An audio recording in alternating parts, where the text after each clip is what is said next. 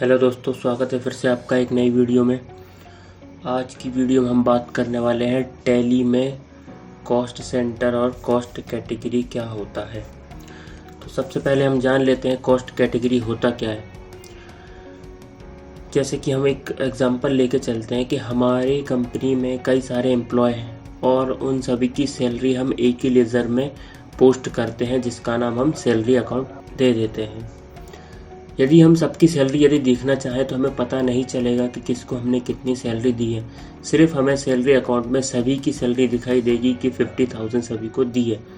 लेकिन हम चाहते हैं कि किसी व्यक्ति को कितनी सैलरी दी है वो हम देख सकें, तो उसके लिए हम यूज़ करते हैं कॉस्ट कैटेगरी और कॉस्ट सेंटर को।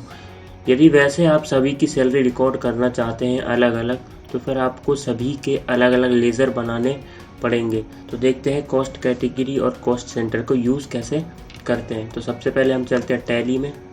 तो ये हम टैली में आ गए। यहाँ पे मैं एक कंपनी क्रिएट कर लेता हूँ जल्दी से। तो यहाँ पे हमारी कंपनी क्रिएट हो चुकी है। यहाँ पे हम लेज़र बना लेते हैं जिसमें हम ये सब चीज़ें करेंगे। लेज़र से पहले हमें ऑन करना होगा कॉस्ट कैटेगरी और कॉस्ट सेंटर, क्योंकि जब तक हम उन्हें ऑन नहीं करेंगे लेज़र में अप्लाई नहीं कर सकते। तो सबसे पहले उसके लिए हम प्रेस करेंगे कीबोर्ड से F11, जिन्हें हम कंपनी फीचर्स बोलते हैं। उसमें फिर हम जाएंगे अकाउंटिंग फीचर्स, और अकाउंटिंग फीचर्स में आप यहाँ पे आप देख सकते हैं cost and profit centre management में दिख रहा होगा आपको मेंटेन कॉस्ट सेंटर। इसको हम करेंगे यस। इसके बाद हम करेंगे maintain more than one payroll, तो इसको भी हम करेंगे यस, और एंटर करते हुए आगे बढ़ जाएंगे और एक्सेप्ट। तो ये हमारा ऑन हो गया cost centre and cost category. सबसे पहले हम लेज़र बना लेते हैं। तो लेज़र में जाएंगे और यहाँ पे हम एक लेज़र बना रहे हैं जिसका नाम हम दे रहे हैं सैलरी। सैलरी के बाद इसको हम किस में डालेंगे, हमारा इनडायरेक्ट एक्सपेंसेस है तो उसमें डाल देते हैं। इनडायरेक्ट एक्सपेंस में जाने के बाद कॉस्ट सेंटर को करेंगे यस, और ये हमने कर दिया एक्सेप्ट। अब हम कंपनी में 10 लोगों को, 10 ज़्यादा हो जाएंगे, 4 लोगों को सैलरी देंगे।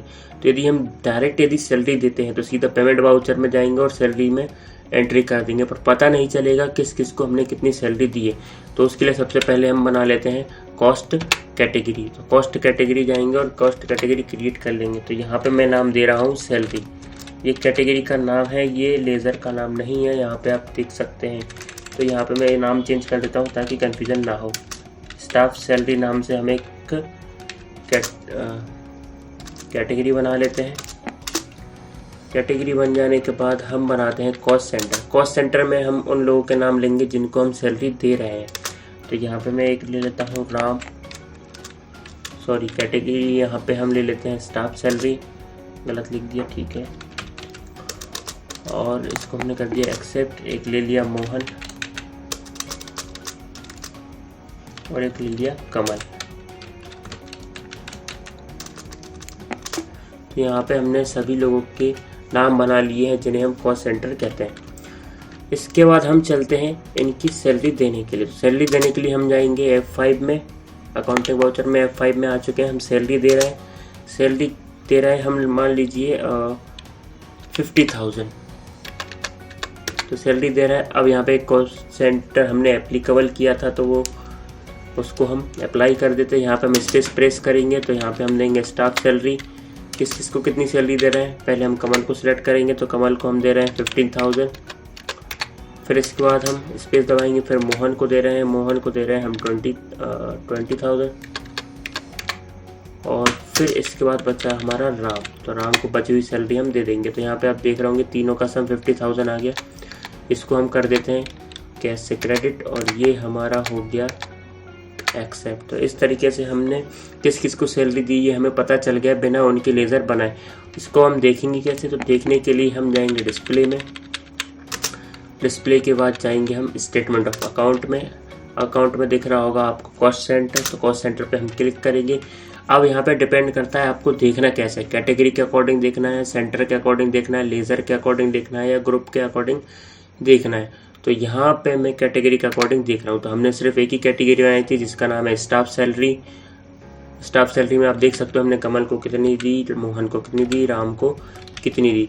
आप किसी एक पर्टिकुलर बंदे का देखना चाहते हो, जैसे कि हमने राम को कितनी दी है, तो उसके लिए हम जाएंगे कॉस्ट सेंटर में। अब राम पर एंटर प्रेस करेंगे तो सिर्फ यहाँ पे हमें राम की सैलरी दिख जाएगी।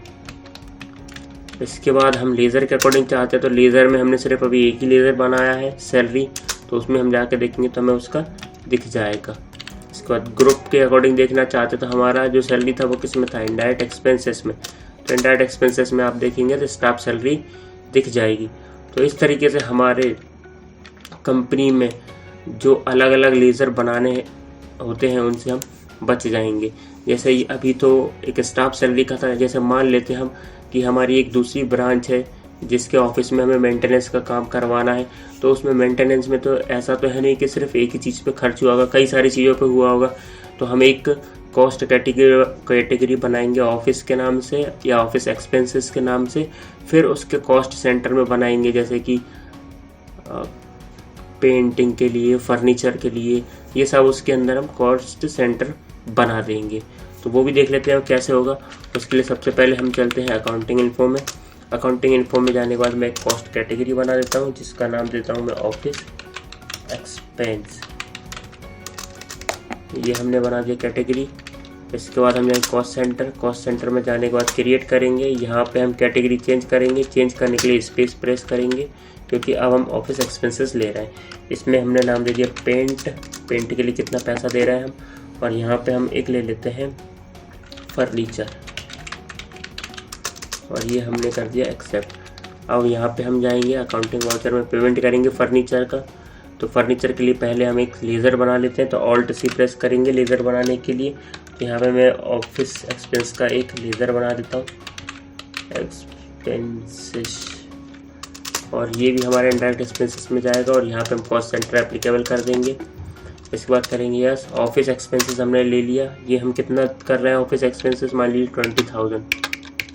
20,000 किया। यहाँ पे हम कॉस्ट कैटेगरी को अप्लाई करेंगे। तो हमारा ऑफिस एक्सपेंसेस के नाम से हमने कैटेगरी बनाई थी, उसमें कॉस्ट सेंटर थे फर्नीचर, जिसको हम ले लेते हैं 10,000, और पेंट था तो पेंट को भी हम ले लेते हैं 10,000, और इस वक्त क्रेडिट कर देते हैं कैश को।